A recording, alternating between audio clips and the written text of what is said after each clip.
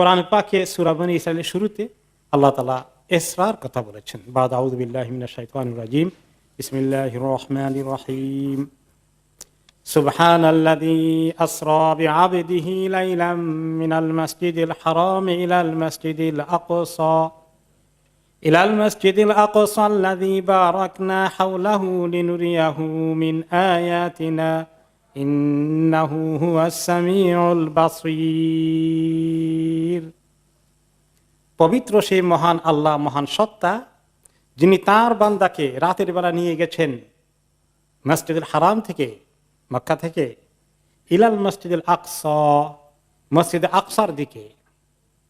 আল্লাযী বারাকনা হাওলা, যার চতুর্পাশে চতুর্দিকে আমরা বরকতে ভরপুর করে দিয়েছি। লিনুরিয়াহু মিন আয়াতিনা, তাকে আমরা দেখাতে চাই আমাদের অনেক নিদর্শন, কুদরতের নিদর্শন দেখাতে চাই। ইন্নাহু হুয়াস সামিউল বাসীর, তিনি নিশ্চয়ই আল্লাহ, তিনি সবকিছু শুনেন এবং জানেন। এই আয়াতের মুখতাসার তাফসীর আমরা করব সিরাতের আলোচনা উপলক্ষে। তার আগে এটা হচ্ছে ইসরা, রাতের বেলায় তাকে নিয়ে গেছেন মসজিদে হারাম থেকে মসজিদে আকসা, এই জার্নির খবর আছে। এরপরে মসজিদে আকসা থেকে আল্লাহ ওনাকে কোথায় নিয়েছেন? সিদরাতুল মুনতাহা পর্যন্ত নিয়েছেন। সে খবর এই আয়াতে নাই, সে খবর অন্য আয়াতে আছে। সেটা সূরা নাজমের মধ্যে আছে। সূরা নাজমের 13 থেকে 18 নম্বর আয়াতে আছে। ওয়ালাকাদ রাআহু নাজলাতান উখরা ইনদা সিদরাতিল মুনতাহা ইনদাহা জান্নাতুল মাওয়া ইয ইয়াগশা সিদরাতা মা ইয়াগশা মা যাগাল বাসারু ওয়া মা তাগা লাকাদ রাআ মিন আয়াতি রাব্বিহিল কুবরা। নিশ্চয়ই তিনি দেখেছেন তাকে। কে দেখেছেন কাকে? মুহাম্মদ সাল্লাল্লাহু আলাইহি ওয়াসাল্লাম দেখেছেন জিবরাইল আলাইহিস সালামকে, আবার দেখেছেন নাজলাতান উখরা, দ্বিতীয়বার সশরীরে দেখেছেন। জিবরাইল আলাইহিস সালাম সাধারণত মানুষের সূরত ধরে আসেন নবীদের কাছে, সেটা স্বাভাবিক মানুষের মতো আছে, কিন্তু ওনার অরিজিনাল যে সূরত আল্লাহ তাআলা ওনাকে দিয়েছেন, কত পাখা? 600 জানাহ, 600 পাখা। তিনি একবার দেখেছিলেন যখন হেরা গুহা থেকে নামছেন। ওহী নাজিলের প্রথম দিকে তো তিনি মানুষ হিসাবে আসলে গুহার ভিতরে এমনি করে ধরলেন, ধরে আলিঙ্গন করলেন, ইকরা বললেন, তাই না? তখনও মানুষের সূরতে। এরকম একাধিকবার ওহীর পরে কোন কোন রিওয়ায়াতে আসে জিবরাইল আলাইহিস সালাম তো বুঝতে পেরেছেন তিনি মানুষের সূরত ধরে আসেন। তিনি আরজু করেছিলেন যে মানুষের সূরত ধরে আসেন, আপনার অরিজিনাল সূরত কি একবার দেখাবেন? তখন তিনি অরিজিনাল সূরত দেখেন। তিনি তখন পূর্ব দিগন্তে অরিজিনাল সূরতে 600 পাখা যে খুললেন, সারা দিগন্ত জুড়ে ভর্তি হয়ে গেল। এই বিশাল সূরত দেখে নবী করিম সাল্লাল্লাহু আলাইহি ওয়াসাল্লাম বেহুশ হয়ে পড়ে গেলেন। আবার নবী করিম জিবরাইল আলাইহিস সালাম নিজেকে গুটিয়ে নিয়ে অরিজিনাল মানুষের ফেসে চলে এসে ওনাকে ধরে আলিঙ্গন করলেন যে এটা তো আপনার পক্ষে দেখা সম্ভব না, এই জন্যই তো আল্লাহ তাআলা আমাকে মানুষ করে পাঠান, মানুষের সূরত দিয়ে পাঠান। ওই প্রথম দেখেছিলেন অরিজিনাল ইয়েতে। আবার সিদরাতুল মুনতাহার ওখানে যখন নিয়ে গিয়েছেন, ওখানে গিয়ে আবার অরিজিনাল সূরতে ওনাকে ছেড়ে দিয়েছেন। তারপরে জার্নি তো আমরা শুনবো আল্লাহ তাআলার সঙ্গে ওনার একলা হয়েছে, সেখানে জিবরাইল আলাইহিস সালাম আর নাই। তো এই তিনি আবার তাকে দেখেছেন দ্বিতীয়বার। ওই খবর আসলো সূরা নাজমের মধ্যে। কোথায় দেখেছেন? সিদরাতুল মুনতাহার ওখানে, মেরাজের সময়। ইনদা সিদরাতিল মুনতাহা, বড়ই গাছের শেষ, বড়ই গাছের ওখানে। বড়ই গাছটা কেমন ইত্যাদি আমরা পরে শুনবো যখন মেরাজের আলোচনা আসবে। এখন ইসরার আলোচনা চলছে ইনশাআল্লাহ। ইনদাহা জান্নাতুল মাওয়া, ওই সিদরাতুল মুনতাহার পরেই জান্নাতুল মাওয়ার ঠিকানা শুরু হয়ে যায়, জান্নাত শুরু হয়ে যায়। ইয ইয়াগশা সিদরাতা মা ইয়াগশা, তিনি যখন সেখানে ছিলেন, সিদরা এই বড়ই গাছ তাকে এত কিছু ঢেকে রেখেছে, এত নূর সেই গাছকে ঢেকেছে, এত নূরের তাজাল্লি সেখানে আছে। তিনি এগুলো সব দেখেছেন। এই মেরাজ সত্য। মা যাগাল বাসারু ওয়া মা তাগা, তার চোখ কোনো কিছু বক্রতা দেখায়নি, তাকে উল্টাপাল্টা কিছু দেখায়নি। তিনি অরিজিনালি দেখেছেন, যা দেখেছেন সেখানে অরিজিনালি, স্বপ্নেও দেখেননি। বাস্তবে দেখেছেন এবং উল্টোপাল্টা কিছু দেখেননি, রাইট জিনিস দেখেছেন। ওমা তগ, আর তুমি কোনো সীমা লঙ্ঘন করেননি, দেখে যা দেখেছেন তাই তোমাদেরকে বলছেন ইসরা মিরাজের ঘটনা। লাকাদ রাআ মিন আয়াতি রাব্বিহিল কুবরা, তিনি তার রবের অনেক বড় বড় নিদর্শনগুলো দেখে এসেছেন। তাহলে এই অংশটুকুর মধ্যে মেরাজের খবর আছে ইনডাইরেক্টলি, কিন্তু হাদিসে অনেকগুলো খবর এসেছে। তিনি বলেছেন লাম্মা উসরিয়াবি, যখন আমার ইসরা হয়েছে, লাম্মা উরিজাবি, যখন আমার মেরাজ হয়েছে। তো ইসরা শব্দের অর্থ কি আর মেরাজ শব্দের অর্থ কি? দুটো জানির, দুনিয়ার অংশটা হচ্ছে ইসরা, ইসরা। আসরা মানে হচ্ছে রাতের বেলায় সফর করা। তো রাতের বেলায় সফরটা হয়েছে স্থল পথেই, বরাকে করে কিভাবে গিয়েছেন আমরা আসবো ইনশাল্লাহ। এই স্থল পথে জার্নিটা হচ্ছে মক্কা মসজিদে হারাম থেকে ফিলিস্তিনের মসজিদের আকসা পর্যন্ত, এতটুকু হচ্ছে ইসরা। এটা এইরকম জার্নি। আর মেরাজ হলো উরুজ, মেরাজ হলো ঊর্ধ্বগমন, অ্যাসেনশন, উপরের দিকে যাওয়া। ওটা এরকম জার্নি না। এই দুটার নাম আরেকটা, সেটা আরেকটি বিশাল জার্নি। তো জার্নির দুটো পর্যায়ে আছে। আজকে সম্ভবত আমরা হয়তো ইসরাটাই ইনশাল্লাহ কভার করব, দেখা যাক কতদিন আমরা যেতে পারি, মেয়েরাজে ঢুকতে পারি কিনা। তা নাহলে বাকিটা আগামী সপ্তাহে ইনশাল্লাহ। এই মাস রজব মাস, অনেকে তো এই মাসের উপরে নিয়ে আলোচনা করেন, কোইন্সিডেন্স হয়ে গেছে আলহামদুলিল্লাহ যে এই মাসেই আমরা এই ইসরা মেয়েরাজের আলোচনা করার আল্লাহ তাআলা আমাদেরকে সুযোগ দিয়েছেন আলহামদুলিল্লাহ। এই আয়াতের তাফসিরে আমরা আসি যে সুবহানাল্লাযী আসরা বিআবদিহি, পবিত্র সে আল্লাহ যিনি তার বান্দাকে নিয়ে ইসরা করিয়েছেন, রাতের বেলা সফর করিয়েছেন। এখানে আল্লাহ তাআলা আসরা বিরাসূলিহি বললেন না কেন? আল্লাহর রাসূলকে বলেন নাই, ডাকেন নাই তিনি মোস্ট অফ দ্য টাইমস, হামকুমুল্লাহ, মোস্ট অফ দ্য টাইমস তিনি বলেছেন ইয়া রাসূলুল্লাহ, ইয়া রাসূল, ইয়া আইয়ুহান নবী, ইয়া আইয়ুহার রাসূল, এরকম করে ডেকেছেন, সম্মান করেছেন নবী করিম সাল্লাল্লাহু আলাইহি ওয়াসাল্লাম। অথচ আমরা দেখি যে অন্যান্য নবীদেরকে ইয়া মূসা এভাবে ডেকেছেন, নাম ধরে ধরে। কোরআন শরীফে বোধহয় এক আধবার এসেছে, আর সব জায়গায় কি এসেছে? আইয়ুহান নবী, আইয়ুহার রাসূল।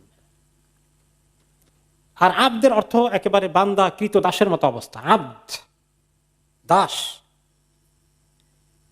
নবী করিম সাল্লাল্লাহু আলাইহি সাল্লামকে এখানে বিআবদিহি, তার দাসকে নিয়ে গেছেন। অনেকে এই দাসের তর্জমাটা করলে খুব খারাপ ফিল করেন, ওনাকে কৃত দাস, দাসের মতো বলা হয়েছে, এটা কি কোনো কথা হইল? উনি এত সম্মানিত নবী। আসলে এই নবী করিম সাল্লাল্লাহু আলাইহি সাল্লাম নিজেকে আল্লাহ তাআলার এত ইবাদত করেছেন, এই ইবাদতটাই আসলে দাসত্ব। তিনি কি আল্লাহর ইবাদত করেন নাই? তিনি আল্লাহ তাআলার ইবাদত সবচেয়ে বেশি করেছেন। এই ইবাদতটাকে বোঝানোর জন্য যে ইবাদতের যিনি পূর্ণতা অর্জন করেছেন, সবচেয়ে বেশি আল্লাহ তাআলা গোলামি করেছেন, তিনি কে? রাসূলুল্লাহ সাল্লাল্লাহু আলাইহি সাল্লাম। সবচেয়ে বেশি ইবাদতকারীটা কি? এই কথা বলাতে ওনার কি সম্মান কমলো না বাড়লো? সুবহানাল্লাহ। তোমরা কি করে মনে করো যে এই আল্লাহর দাসত্ব করা, আল্লাহর গোলামি করা, আল্লাহর হুকুম মানা, আল্লাহর ইবাদত করা, আল্লাহর কাছে সাজদা করে নিজেকে ছোট মনে করা, আল্লাহকে বড় মনে করা, এটা কি ওনার জন্য বড় শানের কথা না? এটা কি ওনার শানকে ছোট করে দেয়? কখনোই নয়। দুনিয়ার দাস, কৃত দাস, এদের সঙ্গে কি এইটা বোঝানো হয়েছে? না। তিনি সমস্ত ওনার জীবনকে আল্লাহ রাস্তায় যিনি কোরবান করে দিয়েছেন, ওয়াকফ করে দিয়েছেন, নিজের আরামকে হারাম করে দিয়েছেন। কাজে এখানে আব্দুন, সমস্ত মুফাসসিরিন কেরাম বলেছেন হাদাল আব্দ উবুদিয়্যাহ, এই উবুদিয়ত আল্লাহর বান্দাগি, হাদা লিশরাফ, ইদাফা আব্দিহি, আল্লাহর বান্দা, আল্লাহর গোলাম, এই কথা বলার মধ্যে ওনার সম্মান বেড়েছে, লিশরাফ। বড় বড় মুফাসসিররা এই তাফসীর করলেন। এখন আমাদের জমানার কিছু লোকজন পাওয়া যায়, তারা বলে যে না, আল্লাহ নবীকে দাস বলা ঠিক না, ওনার সম্মান অনেক কমে যায়, কথা বললেন। নাউযুবিল্লাহ। এরপরে হলো মসজিদ আকসা, মসজিদ হারাম থেকে আল মসজিদুল আকসা। আল মসজিদুল হারাম, এটা আল্লাহর পক্ষ থেকে, কোরআন থেকে এটা নাম আছে, যদিও এটা নাম আছে বাইতুল্লাহ। বাইতুল্লাহ আসলে ওই ছোট্ট যে মেইন কাবাটা। আর মসজিদুল হারাম হলো পুরো ঘরটা, যদিও বাইতুল্লাহ অনেকটা ওই পুরোটা ইনক্লুড করে, কিন্তু কাবা, যেটা কাবা ঘর, কাবা হচ্ছে ছোট্টটা, কালো কাপড় দিয়ে ঢাকা মাঝখানে, আর চতুর্পাশের ঘর যেটা এল মসজিদুল হারাম, এমনকি ফায়ার, পুরোটাই মসজিদ হারামের মধ্যে আসে। আর পুরোটা কি অনেকটা লোকেরা এই কাবাকেও কোনো সময় বাইতুল্লাহ মনে করে, মসজিদ হারামটা বাইতুল্লাহটা কিছুটা লুজ, সেটাও বোঝায়, এটাও বোঝায়, কিন্তু অরিজিনালি কিন্তু আসলে বাইতুল্লাহ কাবা হচ্ছে মেইন, সেটা ইব্রাহিম আলাইহিস সালাম তৈরি করেছেন। এখন এটা পরিধি এর বাইরে বাড়তে পারে, বাড়তে বাড়তে অনেক দূর যেতে পারে। এখন তো অনেক বড় হয়েছে, আমরা তখন পৃথিবীতে থাকবো না, 100-500 বছর পরে আরো অনেক বড় হবে না? হয়তো এগুলো সব ভেঙে নতুন করে এত বড় করা হবে, এক এক দিকে বোধহয় আধা মাইল হয়ে যেতে পারে, আল্লাহ তাআলাই ভালো জানেন। তো এটা পুরোটাই মসজিদুল হারাম। সেখান থেকে আল্লাহ তাআলা ওনাকে নিয়ে গেছেন আল মসজিদুল আকসা। আকসা শব্দের অর্থ কি? আকসা মানে দূর, দূরের মসজিদ। তো মক্কা থেকে তখন ওই মসজিদে আকসা পৃথিবীর মধ্যে এরপরে আর কোনো এর চেয়ে দূরে কোনো মসজিদ নেই, সেই মসজিদে দূরের মসজিদ। যেমন বলা হয় আশারকুল আকসা, দূর প্রাচ্য, ফার ইস্ট, কে বলে ফার ইস্ট, অনেক পূর্ব। ফার ওয়েস্ট যদি হয় আল গারবুল আকসা, এই আকসা মানে ফার, দূর, দূরের মসজিদে। মক্কার লোকদের জন্য তখন ওই মসজিদ আকসা ছিল বেশ দূরের মসজিদ, এর দূরে আর কোনো মসজিদ তাদের জানা নেই। আল্লাহ ইবারাকনা হাওলাহু, যেই মসজিদে আকসার চতুর্দিকে তার চারপাশে আশেপাশে আমি সমস্ত বরকতে ভরপুর করে দিয়েছি। বরকত দুই রকম, একটা হলো স্পিরিচুয়াল দ্বীনি দিক থেকে, রুহানি দিক থেকে, ইসলামের দিক থেকে। আরেকটা বরকত হচ্ছে মানুষের দুনিয়াবী দিক থেকে, ওই এলাকাটা বরকতময়। ইসলামী দৃষ্টিকোণ থেকে বরকতময় হচ্ছে অনেক নবী, বলা যায় মেজরিটি নবী ওই জায়গাতে এসেছেন। বনি ইসরায়েলের মধ্যে যত নবী এসেছেন ম্যাক্সিমাম ওই এলাকায়। আপনি যদি ইতিহাস দেখেন, ইব্রাহিম আলাইহিস সালাম থেকে শুরু করে ইসহাক আলাইহিস সালাম, ইয়াকুব আলাইহিস সালাম, ইউসুফ আলাইহিস সালাম, মিশর গেলেও থাকলেও পরে ওই এরিয়া সেটার আন্ডারে চলে এসেছে। পরবর্তী সমস্ত নবী মুসা আলাইহিস সালাম, সুলাইমান আলাইহিস সালাম, দাউদ আলাইহিস সালাম, সব ওই এলাকা। নবীদের পদদলিত এলাকা, নবীদের কদম যেখানে চলাফেরা করেছে, আর প্রচুর নবীও সেখানে ইন্তিকাল করে সমাহিত আছেন, তারা সেখানেই শুয়ে আছেন। তো ওইটা এই বরকতের এলাকা। এটা হলো দ্বীনি দিক থেকে। আর দুনিয়াবী দিক থেকে ওই এলাকাটা আসলে পৃথিবীর মধ্যে অন্যতম উর্বর এলাকা। ভালো ভালো রিজক আল্লাহ তাআলা ওখানে দান করেছেন। ওখানকার ফসলগুলো, ফলগুলো, ভেজিটেবলগুলো অত্যন্ত ভালো। ওখানকার খেজুর আপনারা খান যে, এই খেজুরকে কি বলে? না, মাজুলি, মাজুল। এই খেজুরটা অনেক বড় সাইজের, মাশাআল্লাহ, অনেক বড় সাইজের খেজুর এবং বেশ স্বাদ। ওখানের আপনার যে ফলগুলোই আছে, ওখানের বেদানা, ওখানকার আঙ্গুর, ওখানকার কমলা লেবু, ওখানকার জাইতুন, সুবহানাল্লাহ, শ্রেষ্ঠ জাইতুন ওই এলাকার। তো এদিক থেকে অনেক কিছু ওখানে, এবং কৃষি ফসল খুব ভালো হয়। অন্যান্য আরব দেশের মতন ধুধু বালিকার মতো নয় এবং পাহাড়ি জমিন নয়, ফসল হয়, এরকম যথেষ্ট বরকত আল্লাহ ভরপুর করে দিয়েছেন। তো সেই দিক থেকে ওই ঘরে চতুর্পাশে বরকতময় আছে। লিনুরিয়াহু মিন আয়াতিনা, আমি তাকে আমার নিদর্শন অনেক কিছু দেখাবো। কি কি দেখিয়েছেন আল্লাহ তাআলা, তার ফেরেশতা বর্ণনা ইনশাআল্লাহ আসবে। এই দেখানোর জন্যই তাকে আমি জানির ব্যবস্থা করেছি। ইন্নাহু হুয়াস সামিউল বাসির, আল্লাহ তাআলা ভালো করে সবকিছু জানেন এবং সবকিছু শোনেন এবং দেখেন। তাহলে ইসরা এবং মেরাজের দুটো পর্যায়। এখন এই ইসরা এবং মেরাজের হাদিস অনেকগুলো এসেছে, অনেক হাদিস। কিছু কিছু হাদিস দাঈফ বলা যায়, অনেক হাদিস আছে হাসান, অনেক হাদিস আছে সহিহ। এবং এত হাদিস বর্ণিত হয়েছে এই বিষয়ে সাহাবাদের কাছ থেকে, অনেক সাহাবীরা রিওয়ায়াত করেছেন। এই জন্য অনেকেই এই ইসরা এবং হাদিসকে তাওয়াতুর মুতাওয়াতিরা পর্যন্ত বলেন। কারা কারা বর্ণনা করেছেন হাদিসগুলো ইসরা সংক্রান্ত বিষয়ে? সাহাবীরা কিন্তু দেখেন নাই, অনেকেই ছিলেন না ওই সময়, মক্কি জিন্দেগিতে ঘটেছে এটা। তো কিন্তু পরবর্তী পর্যায়ে বিভিন্ন সময় রাসূলুল্লাহ সাল্লাল্লাহু আলাইহি ওয়াসাল্লাম থেকে ইবনাদের কাহিনী শুনে শুনে ওনারা যেগুলো বলেছেন, যে সমস্ত সাহাবীরা বর্ণনা করেছেন তাদের লিস্ট হচ্ছে ওমর ইবনে খাত্তাব রাদিয়াল্লাহু আনহু, আলী ইবনে আবি তালিব, আব্দুল্লাহ ইবনে মাসউদ, আবু যার, মালিক ইবনে সাআসা, আবু হুরায়রা, আবু সাঈদ, আব্দুল্লাহ ইবনে আব্বাস, শাদ্দাদ ইবনে আউস, উবাই ইবনে কাব, আব্দুর রহমান ইবনে কুরত, আবি হাব্বা, আবি লাইল আল আনসারি, আব্দুল্লাহ ইবন আমর, জাবের, হুদাইফা, বুরাইদা, আবু আইয়ুব, আবু উমামা, সামুরা ইবনে জুনদুব, আবুল হামরা, সোহাইব আর রুমি, উম্মে হানি, আয়েশা, আসমা রাদিয়াল্লাহু আনহুম ওয়া আনহুন্না জামিআন। এত সাহাবী বর্ণনা করেছেন এই হাদিসগুলো। এখন আসি আমরা আরেকটি পয়েন্টে, যে কবে এই ইসরা এবং মেরাজ সংঘটিত হয়েছে। এই বিষয়ে আপনাদের কাছে কি জানা আছে বলেন দেখি, কয় তারিখে কবে হয়েছে? 27 রজব। কোন সনে তার খবর রাখি না। তো এই বিষয়ে প্রথমত কোন সনে কোন বৎসর হয়েছে এটা নিয়ে যথেষ্ট ইখতিলাফ হয়েছে। কোন মাসে হয়েছে সেটা নিয়েও ইখতিলাফ হয়েছে। কোন তারিখে হয়েছে সেটা নিয়েও ইখতিলাফ আছে। আমরা যে একটা মুখস্থ করেছি একবারে কোরআন হাদিস, কোরআন দিয়ে একবারে বুখারী রিওয়ায়াতের মতো শক্ত করে মুখস্থ করেছি ছোটকাল থেকে 27 রজব, আর সেই দিন একটা বিশেষ অনুষ্ঠান করার ইত্যাদি যে রেওয়াজ চলে হয়ে আসে, দিনটাই ওই দিন হয়েছে কিনা এটা নিয়ে কোনো ঐক্যমতে পৌঁছা যায় নাই। তা আপনারা বলবেন এত বড় একটা ঘটনা, এটা কবে ঘটলো এটাই যদি জানা না তাহলে তো মুশকিলের কথা। যখন এটা ঘটে জেনারেলি তিনি তায়েফ থেকে আসার পর হিজরতের আগে সময়টা কতটুকু ছিল? 3 বছরের কাছাকাছি। তায়েফে গেলেন, মক্কায় ফেরত এসে আর 3 বছরের মাথায় তিনি হিজরত করেন। এর ভিতরেই ঘটেছে, এই ব্যাপারে মেজরিটি ইমামদের একমত যে এর ভিতরেই ইসরা ঘটেছে। যদি এখানেও কিছু ইখতিলাফ আছে, কিন্তু মেজরিটি ঐতিহাসিক মুহাদ্দিস ওরা আমাদের মত যে এই 3 বছরের ভিতরে ঘটনা ঘটে। তায়েফ থেকে আসার অল্প কিছুদিন পরে, না 6 মাস পরে, না 1 বছর পরে, না 2 বছর পরে, এটা নিয়ে বিভিন্ন রেওয়ায়েত আছে। এই রেওয়ায়েতগুলো কেন এরকম হয়ে গেল, কেন এত বড় ঘটনা একমত হওয়া গেল না বা এটা পাওয়া গেল না, এটার হেতু কি?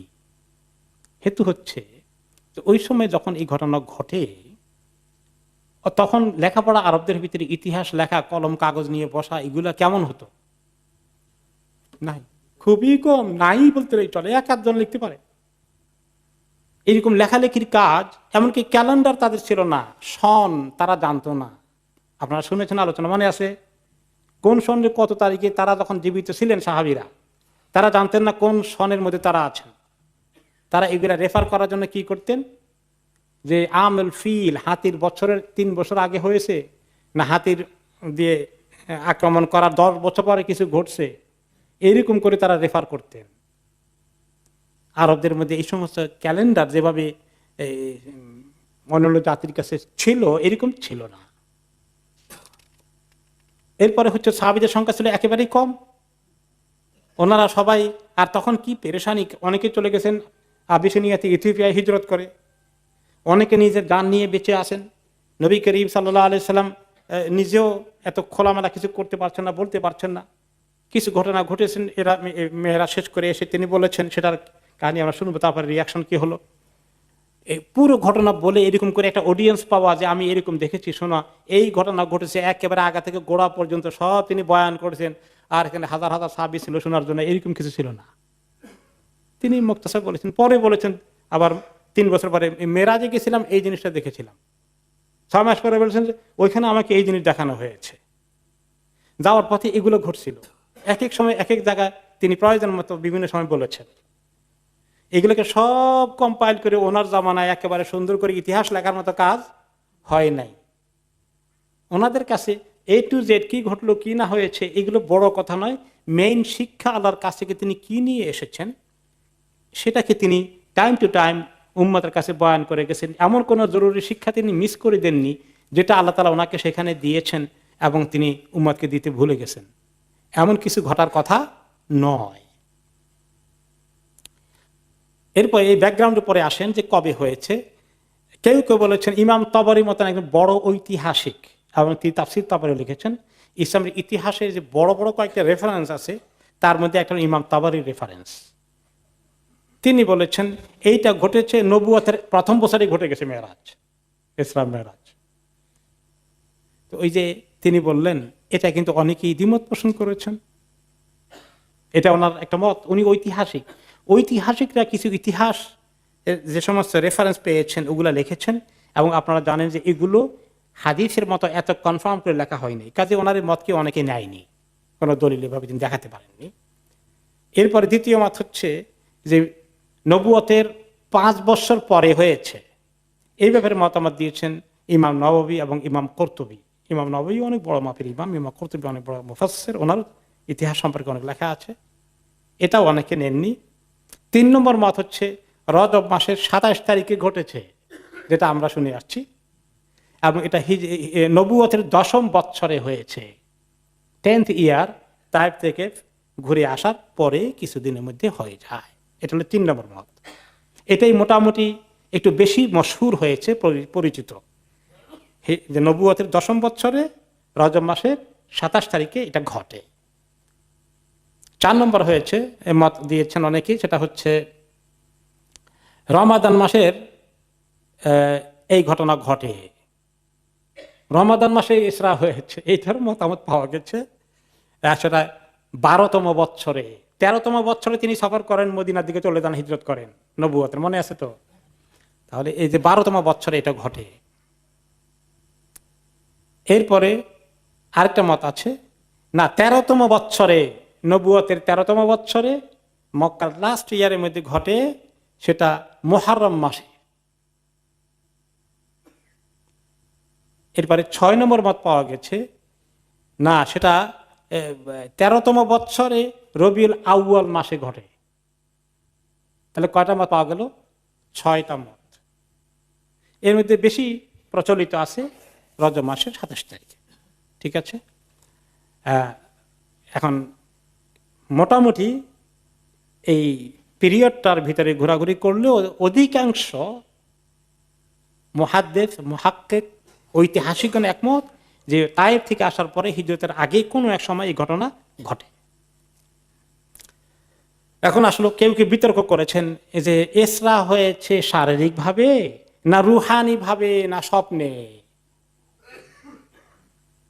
একজন মানুষের পক্ষে এইভাবে করে মসজিদে আকসা যাওয়া, মসজিদে হারাম থেকে আবার উপরে উঠে আল্লাহর কাছে যাওয়া, এটা তো মানুষের পক্ষে কিভাবে সম্ভব?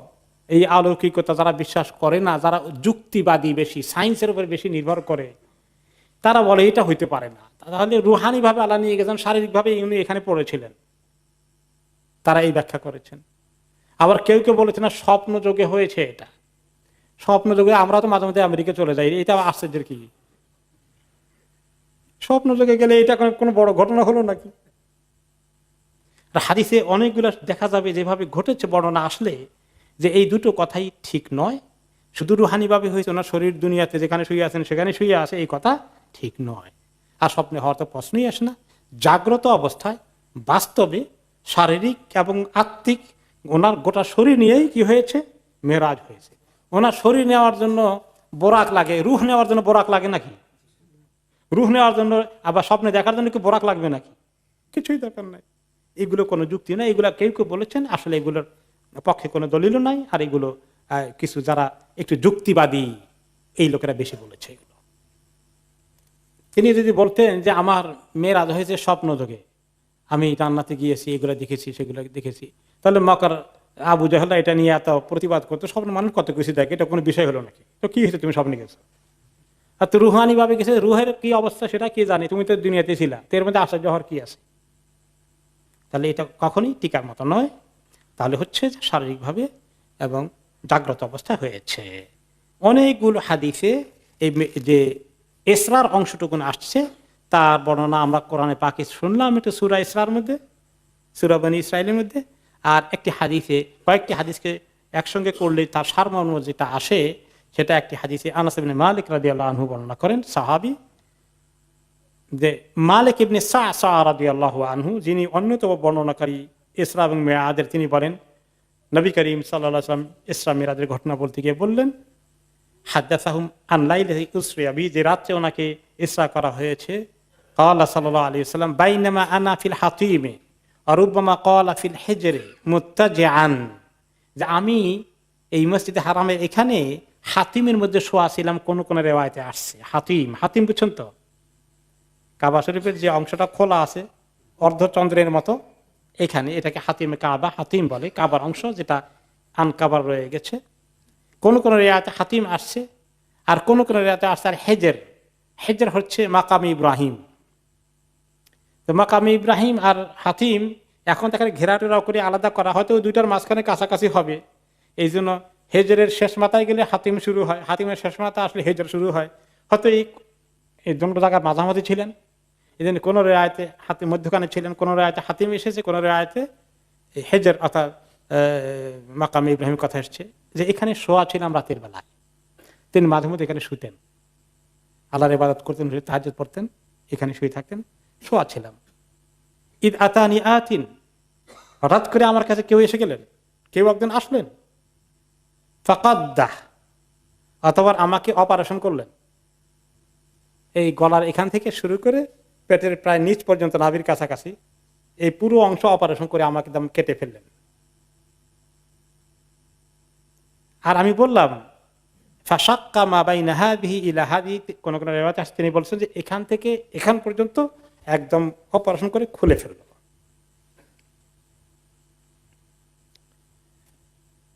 এরপরে ফাস্তাখরাজা কালবি, সে খুলে তারা, উনি আবার দেখেন, এখন আজকাল অপারেশন হয় অ্যানেস্থেসিয়া না করেও হয়, দেখে আবার অপারেশন কোনখান দিয়ে হচ্ছে। আল্লাহ তাআলা ওনাকে অপারেশন করালেন ফেরেশতাদেরকে দিয়ে, উনি দেখতে পাচ্ছেন। উনি বললেন যে আমি দেখতে পেলাম যে আমার কাল্ব, আমার হার্টটাকে খুলে ওনারা বের করে ফেললেন। যে ফেরেশতা অপারেশন করছেন খুলে বের করলেন। সুম্মা উতিতু বিতাসতিম মিন যাহাব মামলুআতিন ঈমানান, অতঃপর একটি প্লেটে আমার হার্টকে রাখা হলো, বড় একটা ভাণ্ডের মধ্যে, এবং যে ভাণ্ডটা সোনার তৈরি এবং এটা ঈমানে ভরপুর হয়ে আছে ভাণ্ডটা, সেখানে আমার হার্টটাকে রাখা হলো।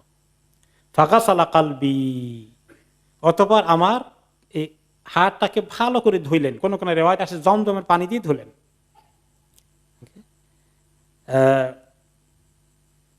ধুয়ে অতঃপর আমাকে আবার এটা ফেরত দিলেন, দিয়ে ওইখানে এটাকে আবার সেলাই করে আবার অ্যাজ ইট ইজ নরমালি জোড়া লেগে গেল। সুম্মা উতিতু বিদাব্বাতিন দুনাল বাগলি ফাওকাল হিমারি আবয়াদ, অতঃপর আমার সামনে নিয়ে আসা হলো একটি জন্তুর মতো, জানোয়ারের মতো, পশুর মতো, যেটা বলা যায় যে গাধার চেয়ে একটু বড় আর খচ্চরের চেয়ে একটু ছোট, মাঝামাঝি সাইজ। আবিয়াদ, খুবই শুভ্র, এত সাদা, এত মানে শুভ্র। এটা কি কোন কোন রিওয়ায়াতে আছে বরাক। বরাক শব্দটি বার্ক থেকে, বার্ক কথাটা কোরআনে পাকে সূরা বাকারাতে এসেছে। বার্ক অর্থ কি? বিদ্যুৎ। বিদ্যুৎ যখন চমকায়, বিদ্যুতের গতি কত দ্রুত গতি সম্পন্ন, খুব দ্রুত গতি থেকে বার্ক, সেখান থেকে সব এই জন্তুটার নাম হচ্ছে বরাক, এই পশুটার নাম বরাক।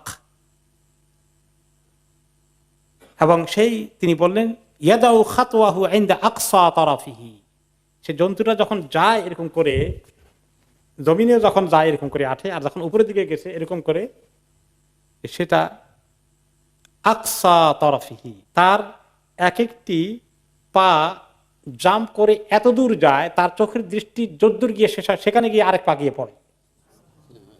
তার লাফটা এত দ্রুত। ওয়াকানা মুসরাজান মুলাজ্জামান, আর সে যখন এসেছে এই পশুটি আমার সামনে দাঁড়িয়ে গেল, সেখানে সুন্দর করে সিট বিছানো আছে এবং লাগাম দেওয়া আছে রেডি, আমি উঠলে যেন ধরতে পারি লাগামটা, সব রেডি। জিবরাইল আলাইহিস সালাম বললেন যে আপনি এখানে চলেন, এটা উঠে বসেন। ফালাম্মা আরাদা নবী সাল্লাল্লাহু আলাইহি ওয়াসাল্লাম ইয়ারকাবাহু ইসতাসআবা আলাইহি, নবী করিম সাল্লাল্লাহু আলাইহি ওয়াসাল্লাম যখন উঠবেন এটা একটু নড়াচড়া করছে, তিনি উঠতে ডিফিকাল্ট হয়ে যাচ্ছে। ফাকাল লাহু জিবরিল আলাইহিস সালাম ইয়া আবি মুহাম্মাদিন তাফআলু হাদা, এ বুরাক, তুমি নবী মুহাম্মদের সঙ্গে এমন আচরণ করছো? বি কোয়াইট, কে উঠবে এখন তুমি জানো, চিনছো তাকে? ফামা রাকিবাকা আহাদুন আকরামু আলাল্লাহি মিনহু, তোমার উপরে যদি আর কেউ সওয়ার হয়ে থাকে কোনোদিন, এই ব্যক্তির মতো আর সম্মানিত কোন ব্যক্তি আর কোনোদিন তোমার পিঠে উঠেনি। কাজে সাবধান। ফাআরফাদ আরাকান, এই কথা শুনে নবী মুহাম্মদ সাল্লাল্লাহু আলাইহি ওয়াসাল্লামের শান, ওনার নাম শুনেই তার ভিতরে এমন একটা চিন্তা আসলো, সে এমন এফেক্টেড হয়ে গেলেন যে তার শরীরে দিয়ে ঘাম বাইরে শুরু হয়ে গেল। সর্বনাশ, আল্লাহর ওই নবী তিনি। তারপরে সে শান্ত হয়ে গেল। আমি তারপরে উঠলাম, আর ক্ষণিকের মধ্যে চোখের পলকেই পৌঁছে গেলাম বাইতুল মাকদেসে। ফারাবাত্তাহু বিল হালকাতিল্লাতী ইয়ারবিতু বিহাল আম্বিয়া, সেখানে সমস্ত নবীরা যারা ওখানে আসতেন এই বাইতুল মাকদেসের ওখানে, তাদের ওখানে একটা ছোট্ট পাহাড়ের মধ্যে পাথরের কেটে এমনভাবে হয়ে আছে একটা রিংয়ের মতো, ওইখানে সবাই ওই রিংয়ের ওখানে রশি ঢুকাইয়া তাদের যে সমস্ত উটগুলোকে বা জানোয়ারে সওয়ার হয়ে আসতেন ওগুলোকে বাঁধতেন। আমি সেখানে বাঁধলাম, তাকে বেঁধে রেখে দিয়ে তারপর কি করলাম, সুম্মা দাখালতুল মসজিদ ফাসাল্লাইতু ফীহি রাকাতাইন সুম্মা খারাজতু, অতঃপর আমি মসজিদ আকসায় প্রবেশ করলাম আর সেখানে 2 রাকাত নামাজ পড়লাম, আর সেখান থেকে আমি বেরিয়ে গেলাম। নামাজ কি একলা পড়লেন না আম্বিয়া কেরাম সবাইকে নিয়ে পড়লেন, এটা নিয়ে একটা ডিসকাশন আছে, আমরা আসবো একটু পরে হয়তো ইনশাআল্লাহ। সেই নামাজ পড়ার বিষয়টা পরে আসবে। এখন আসলে যাত্রা পথে এখান থেকে তিনি মসজিদ ইসরা যাওয়ার পথে তিনি অনেক কিছু দেখেছেন। এই দ্রুত গতিতে ঘটা সত্ত্বেও পথিমধ্যে আল্লাহ তাআলা ওনাকে লিনুরিয়াহু মিন আয়াতিনা, আল্লাহ তাআলার নিদর্শনের অনেক কিছু দেখিয়েছেন। তার মধ্যে একটা আছে, তিনি একসময় ইমাম মালিক মুয়াত্তাতে বর্ণনা করেছেন, সাহাবী ইয়াহইয়া ইবনে সাঈদের বর্ণনায়, ক্বালা উসরিয়া বিরাসূলিল্লাহি সাল্লাল্লাহু আলাইহি ওয়াসাল্লাম ফারাআ ইফরিতা মিনাল জিন ইয়াতলুবুহু বিশুলাতিন মিন নার, জিনদের মধ্যে একটা দুষ্ট প্রকৃতির অনেক শক্তিশালী একটা জিন, এই লেভেলের হাই লেভেলের দুষ্ট বড় ক্রিমিনাল বড় মাস্তান জিন যেগুলো, ওগুলোকে বলা হয় ইফরিত। ইফরিত, এই ইফরিতকে আমাদের কোন কোন এলাকায় আঞ্চলিক ভাষা বলে ফেরত। শুনছেন কি নাকি জানি, শুনছেন না? ফেরত আসছিল ইফরিত, সে আসছে একটা আগুনের মশাল নিয়ে নবী মুহাম্মদ সাল্লাল্লাহু আলাইহি ওয়াসাল্লামকে জ্বালিয়ে দিবে। জালিমদের সাহস কত দেখছেন, যারা ক্রিমিনাল দুনিয়ার মধ্যে মস্তান আল্লাহর দুশমন, এদের সাহসের কোনো কমতি নাই। এক এক মারাত্মক ক্রাইম করে, আপনি চিন্তা করতে পারবেন না কার গায়ে হাত দিতে আসছে। সে আসছে এটা নিয়ে ঘোরাঘুরি করছে, কোন চান্সে রাসূলুল্লাহ সাল্লাল্লাহু আলাইহি ওয়াসাল্লাম যদি একটু অমনোযোগী হয়ে যান, ওনাকে হঠাৎ করে আক্রমণ করবে। কুল্লামা ইলতাফাতা রাসূলুল্লাহ সাল্লাল্লাহু আলাইহি ওয়াসাল্লাম রাআহু, যেদিকে তিনি দেখেন তাকে দেখতে পান, সে শুধুমাত্র সুযোগের অপেক্ষায় আছে। জিবরিল আলাইহিস সালাম নোটিস করলেন, তিনি বললেন, আফালা উআল্লিমুকা কালিমাতিন তাকুলুহুন, হে নবী মুহাম্মদ সাল্লাল্লাহু আলাইহি ওয়াসাল্লাম, আপনাকে কয়েকটা বাক্য শিখাই দেব, একটা দোয়া বা যিকিরের মতো, এটা করলে কাজ হবে। এখন ইযা কুলতাহুন্না তুফিয়াত শুলাতুহু ওয়া খাররা লিফিহি, আপনি এটা পড়লেই তার এই আগুনের মশাল নিবে শেষ, এবং সে তার উপর হয়ে ধপ করে জমিনে পড়ে তার 12টা বাজবে। ফাকালা রাসূলুল্লাহ সাল্লাল্লাহু আলাইহি ওয়াসাল্লাম, বলা অবশ্যই বলেন, আমি পড়ি তাড়াতাড়ি। ফাকাল জিবরিল ফাকুল আউযু বিওয়াজহিল্লাহিল কারীম ওয়া বিকালিমাতিল্লাহি তাম্মাতিল্লাতি লা ইউজাউযুহুন্না বাররুন ওয়ালা ফাজির, আমি আশ্রয় চাই সেই আল্লাহর চেহারার দিকে যিনি অত্যন্ত সম্মানিত। আল্লাহ তাআলার ওই বাক্যগুলো পড়ে, কমপ্লিট বাক্য যেগুলা পড়লে কোনো ভালো মানুষ, কোনো দুষ্ট মানুষ কোনোদিন সেগুলা বাউন্ডারি ক্রস করতে পারবে না। দুষ্ট প্রকৃতির হোক ভালো হোক, কেউ এগুলাকে এই বাউন্ডারি ভেদ করে যেতে পারবে না। মিন শাররি মা ইয়ানজিলু মিনাস সামাই ওয়া শাররি মা ইয়ারজু ফিহা, এই বাক্যগুলো দ্বারা আমি আল্লাহর কাছে আকাশ থেকে নাজিল হওয়া যদি কোনো খারাপ কিছু আসে, আর জমিন থেকে কিছু যদি উপরের দিকে যেতে চায়, যে কোনো ইভল ফোর্স, যে কোনো দুষ্ট শক্তি, তার কাছ থেকে আমি পানা চাই। ওয়া শাররি মা যারা ফিল আরদ ওয়া শাররি মা ইয়াখরুজু মিনহা শাররি মা ইয়াখরুজু ফিহা, আর জমিনের মধ্যে যা কিছু সৃষ্টি হয় বা ছড়িয়ে পড়ে, জমিন থেকে যা কিছু বের হয় খারাপ জিনিস, ইভল কিছু, ওয়ামিন ফিতানিল লাইলি ওয়ান নাহার, রাত এবং দিনের মধ্যে যত ফিতনা ফাসাদ খারাপ জিনিস আছে সেগুলো থেকে, ওয়ামিন তাওয়ারিকিল লাইলি ওয়ান নাহার, রাতের বেলা বা দিনের বেলায় কোনো দুষ্ট প্রকৃতির কিছু, কোনো দুশ্মনী করার জন্য কেউ যদি আসে, সেই সব কিছু থেকে আমি আল্লাহর কাছে পানা চাই। ইল্লা তারিকান ইয়াতরুকু বিখাইরি ইয়া রহমান, তবে রাতের বেলায় ভালো খবর নিয়ে যদি কোনো কিছু আসে, কোনো ভালো ফেরেশতা আসে, ওইটা ছাড়া আল্লাহ হয়ে রহমান আল্লাহ, আর বাকি সবগুলোর অ্যাক্সেস আমার কাছে পেতে, আমাকে প্রোটেকশন দিতে আমি আপনার কাছে আশ্রয় চাই। তাহলে এই একটা দেখলাম শয়তান কত বড় দুষ্ট, দেখছেন? রাসূলুল্লাহ সাল্লাল্লাহু আলাইহি ওয়াসাল্লামকে অ্যাটাক করতে এসেছে। আল্লাহ তাআলা তাকে তিনি এই দোয়া পড়ার পরে নাকাম করে দিয়েছেন, বরবাদ করে দিয়েছেন। তার আগুন নিভে গেল, সে ব্যর্থ হয়ে ধূপ করে পড়ে গেল। দ্বিতীয় একটা সিন তিনি দেখলেন, ইবনে আব্বাস রাদিয়াল্লাহু আনহু বর্ণনা করেছেন যে ওনাকে যখন বাইতুল মাকদাসের দিকে নিয়ে যাওয়া হলো, তিনি একসময় আমাদেরকে কিছু ঘটনা বলেছিলেন, তার মধ্যে অন্যতম ঘটনা এসেছিল রাআদ দাজ্জাল ফি সূরাতিহি রুইয়া আইন, তিনি প্রতিমধ্যে দাজ্জালকে দেখতে পেলেন একদম দিব্যি চোখে, বাস্তব চোখে। হঠাৎ করে দাজ্জালকে দেখতে পেয়েছেন, দাজ্জালের যে অরিজিনাল শেপ সেটা দিয়ে। নবী করিম সাল্লাল্লাহু আলাইহি সাল্লামকে তখন সাহাবারা জিজ্ঞেস করলেন, ইয়া রাসূলুল্লাহ কেমন দেখছিলেন আপনি, তার ফিচারটা কেমন ছিল, তার গঠন প্রকৃতি কেমন ছিল, একটু বলুন আমাদেরকে। ক্বালা রাআইতু ফাইলামানিয়ান, ওকে, ফাইলামানিয়ান মানে হচ্ছে, ফাইলাম মানে হল যে এটাকে বলা যায়, ইংলিশে একটা সুন্দর শব্দ আছে, মানে বিশাল সাইজের, জাইগান্টিক ফিগার। তার ফিগার সাধারণ মানুষের মতো না, যদিও সে বনি আদম থেকে অরিজিনালি, তার ফিগারটা অনেক বড়, হিউজ, জাইগান্টিক ফিগার। আকমারা হিজানান, তবে খুবই সাদা, মানে কালারটা খুব কালো না, খুবই কিন্তু সাদা প্রকৃতির। ইহদা আইনাইহি কাইমাতুন কান্নাহা কাওকাবুন দুররিয়ুন, কোন কোন অনুরায়তে আছে তার একটি চোখ হলো একেবারে কিসমিসের মতো, এরকম করে, যেটা কাজ করে না বেকার, কিন্তু আরেকটি চোখ অনেক বড় এবং অনেক পাওয়ারফুল, এত বড়, খুব আলো দেয় সেই চোখটা, এত বড় একটা চোখ, একেবারে মতির মতো, বিরাট একটা গ্রহ নক্ষত্রের মতো সাইজ, একটা তারার মতো সাইজ। তারপরে বললেন কান্না শাআরা রাসিহি আগসানু শাজারাতিন, মাথাটাও বড় আর মাথার চুলগুলো এত বড়, মনে হয় যেন মাথার চুলগুলো কতগুলো গাছের শাখা প্রশাখার মতো হয়ে আছে, এত বড় সাইজের কিছু।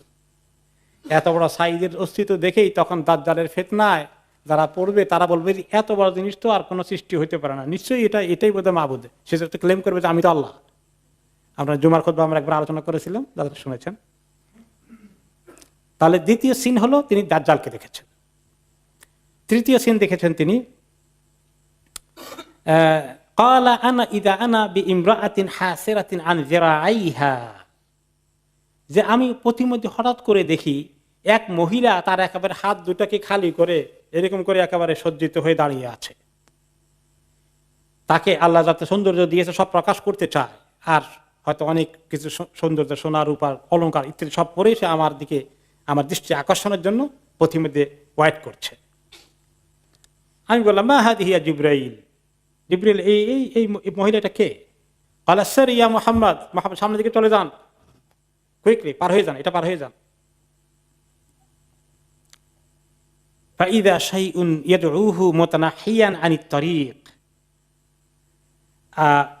তিনি যখন চলে যাচ্ছেন তখন একটা জিনিস রাস্তা ছেড়ে দিয়ে দূরে গিয়ে ডাকছে, ইয়াকুল হালুম্মা ইয়া মুহাম্মদ, হে মুহাম্মদ এদিকে আসো, এদিকে আসো, এই রাস্তায় আসো। ফাকাল লাহু জিবরিল সির ইয়া মুহাম্মদ, জিবরিল আলাইহিস সালাম বলেন মুহাম্মদ শুনবেন না এই আওয়াজ, আপনি সোজা যেতে থাকেন, কন্টিনিউ।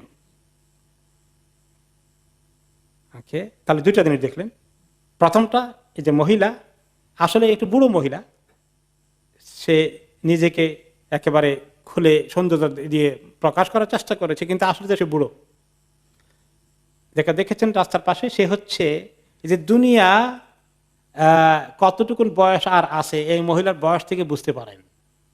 একটা মহিলার বয়স যদি হয় 70 বছর, সে এখন বুড়ো হয়ে আসছে, আর কত বছর বাদবে আশা করা যায়? আর বেশি নাই। তো দুনিয়ার বয়সও শেষ হয়ে গেছে এই মহিলার বয়সের মতো। আপনার পর থেকে দুনিয়ার বয়স অনেক কমে গেছে। তো নবী করিম সাল্লাল্লাহু আলাইহি ওয়াসাল্লামের আগে দুনিয়া অনেক লম্বা ছিল, ওনার পরে এখন অনেক কমে এসেছে। ওয়া আমাল্লাযী আরাদা আন তামিলা ইলাইহি ফাযালিকা আদুউল্লাহ ইবলিস আরাদা আন তামিলা ইলাইহি। আর আরেকটা দেখলেন আপনাকে ডাকলে এদিকে আসো, এদিকে আসো, ওইটা দুষ্ট ইবলিস। সে আপনাকে কোন রকম ধোঁকা দিয়ে নিয়ে যাওয়া যায় কিনা, অন্য পথে নেওয়া যায় কিনা সেই দিকে আহ্বান করেছে। এই জন্য বলেছি এই দুইটার কথা শুনবেন না, আপনি সামনের দিকে চলে আসেন। তাহলে দুনিয়া বয়স বেশি বাকি নয়, দুনিয়াও কম, আসলে আমাদের প্রত্যেকের দুনিয়ার হায়াতও কম। এটা যত ডাকে আমাদেরকে ততই আমরা তার দিকে ঝুঁকে পড়ার কোনো কারণ নাই। আমরা আখেরাতের জার্নিতে রওনা হয়ে যাচ্ছি, সেটা মনে রাখতে হবে। এখানে এই মেসেজ দেওয়া হয়েছে। আর শয়তান যে আমাদেরকে ইসলামের পথ থেকে সরিয়ে ডাকে, এটার চেষ্টা সে নবী মুহাম্মদ সাল্লাল্লাহু আলাইহি ওয়াসাল্লামকেও করেছে। এই মেসেজ আমরা এখানে পেলাম। এরপরে আমরা যাই 4 নম্বরে, একটি সুন্দর ঘটনা। সেটা হচ্ছে তিনি বলেন আরেকদিন একটা হাদিসে, আমাকে যখন ইসরার দিকে নিয়ে যাওয়া হলো, আমি পথিমধ্যে ফিলিস্তিনের ওদিকে যাওয়ার পথে আমি পেলাম এক জায়গায় আলা রাইহাতিন তাইয়্যিবা, এত সুন্দর সুগন্ধ আসছে জমিন থেকে, কোন এক জায়গা থেকে। ফাকুলতু ইয়া জিবরিল মা হাযিহি রাইহা তাইয়্যিবা, এত সুন্দর সুগন্ধ কোত্থেকে আসে জিবরিল? ক্বালা হাযিহি রাইহাতু মাশাতা ইবনাতি ফিরআউন ওয়া আওলাদিহা, ফিরআউনের মেয়ে এবং ছেলে মেয়েদেরকে যে মহিলা, যে চাকরানি মহিলা মাথার চুল আঁচড়াতো, ওই মহিলা কবর থেকে এই সুগন্ধ আছে। তার কুলতু ওয়া মা শাআনুহা, সাহাবী জিজ্ঞেস করেন ইয়া রাসূলুল্লাহ, সেই মহিলার শান কি, তার ঘটনা কি? তার ঘটনা তিনি বিস্তারিত বললেন। যখন ওই মহিলার মেয়েকে মাথার চুল আঁচড়িয়ে দিচ্ছিল চাকরানি মহিলাটি, ফিরআউনের মেয়ের চুলকে আঁচড়িয়ে দিচ্ছিল, হাত থেকে চিরুনি পড়ে গেলে কি বললো? বিসমিল্লাহ বলে উঠালো। তো বিসমিল্লাহ বলে উঠানোর পরে মেয়ে কি বলে? ও আমার আব্বার নামেই উঠাচ্ছ তাই না? আল্লাহ বলতে আমার আব্বাকেই তো মিন করছো? না না না না, রব্বি রব্বু আবি ও রব্বু কে রব্বি আবি কে আল্লাহ। না, আরেকজন রব আছেন, বড় রব, যিনি আমার রব, তোমার রব, তোমার বাবারও রব। হ্যাঁ, তুমি এগুলো বিশ্বাস করো? আমি আর আব্বাকে খবর দিচ্ছি। তাকে খবর দেওয়া হলো, ডেকে নিয়ে গেলেন মহিলাকে, ফেরাউন নিয়ে গেল, বলে তুমি বিশ্বাস করো আমি ছাড়া কোনো রব আছে? আছে, যিনি আমার রব আপনার রব। এই কথা থেকে তুমি সরবে না? নো। তাহলে বিরাট কড়াই, সেখানে তেল ঢেলে গরম করা হচ্ছে, আর বলা হলো তোমার একটা একটা করে তোমার বাচ্চাকে ওখানে ফেলে দেবো।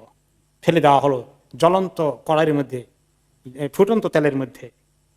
সর্বশেষে তার কোলে যে দুধের বাচ্চাটা আছে, এটাকে নিয়ে ফেলে দিতে হবে। তার কোলে আছে, এটাকে ফেলে দিবে আগে। মা এখন তাকে সহায়তা হবে। মা হেজিটেশন করতেছে, আরে ছোট বাচ্চাটাকে এই কি কষ্টটা হবে। তখন এই বাচ্চা জবাব দিল কি, ইয়া উম্মা ইকতাহিমি, মা আপনি ঝাঁপ দেন, জাম্প করেন, ঝাঁপ দেন তেলের মধ্যে। ফাইন্না আযাবাদ দুনিয়া আহওয়ানু মিন আযাবিল আখিরাহ, দুনিয়ার আযাব অনেক হালকা আখিরাতের আযাব থেকে। আপনার জন্য আখিরাতে আল্লাহ অনেক শান্তি রেখেছে মা, একটু সামান্য কষ্ট হলে আপনি আল্লাহ সন্তুষ্টির দিকে চলে যাবেন। সেই মহিলা এই কাজ থেকে এত সুগন্ধ চলে এসেছে।